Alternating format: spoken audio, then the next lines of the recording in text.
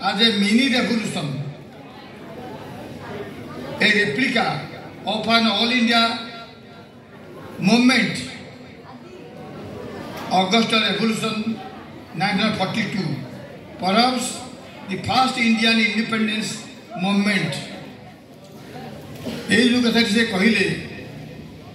1942 रे हेतला भारत छोड़ आंदोलन से तार रेप्लिका बोली कहले पाइक विद्रोह को एवं तापर वाल्टर यूर विशिष्ट ऐतिहासिक से कहले a man Jagabandhu whose name has acquired and well learned remain such an comprehensive celebrity in the district. तार तो जन यशस्वी व्यक्ति भाव से रही एवं भाग्यहीन व्यक्ति ताको इंग्रेज सरकार जो वाल्टर यूर से कहते जे भाग्यहीन यशस्वी व्यक्ति भाव से संबोधन कर ब्रिटिश ऐतिहासिक प्रशंसा निश्चित भाव में आमको आज अभिभूत करे। ब्रिटिश ऐतिहासिक सहजरे अन्य को प्रशंसा करती ना शत्रु बक्सी जनता शत्रु को से प्रशंसा कर बक्सी जगबंधुर आउ गोटे गुण है राणा प्रताप जमी इतिहास पृष्ठ आज ना कर बण जंगल लुचि छपी जब संग्राम करते ठीक से भाव में राणा प्रताप भली बक्सी जगबंधु संग्राम करते अखिया अपिया बुली बुली संग्राम लगे होता सुरेन्द्रनाथ देखी जे बक्सी जगबंधु सी कौटी एमती पोखरी नहीं जो से दुईथर पा पी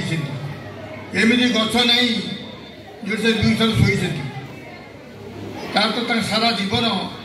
गछ एवं पोखरी ये विभिन्न जगह से बुली से संग्राम करते आम देखा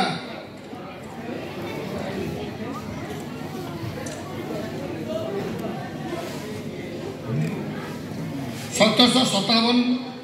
जून 23 पलासी नवाब सिराजुद्दौला युद्ध होता इंग्रेज संगे से युद्ध क्रमागत भाव ओडिशार विभिन्न राज्य मानक संग्राम होती इंग्रेज माने गोटिक पर गोटे राज्य दखल कर राजा मान सहित संग्राम होती